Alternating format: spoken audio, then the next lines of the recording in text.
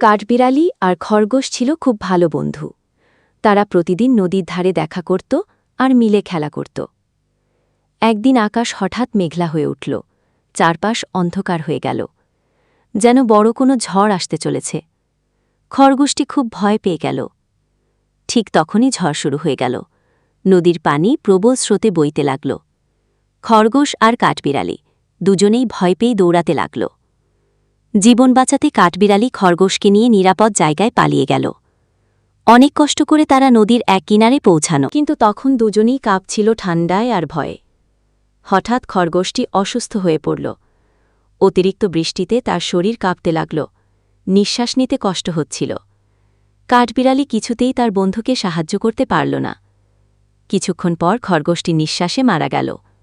কাঠবিড়ালি চোখের জল ধরে রাখতে পারল না। সে নিজের হাতে মাটি খুঁড়ে বন্ধুকে কবর দিল।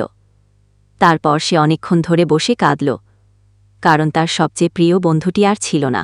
গল্পটি ভালো লাগলে লাইক, কমেন্ট, সাবস্ক্রাইব করে বেল আইকনটি অন করে পাশে থাকবেন। ধন্যবাদ।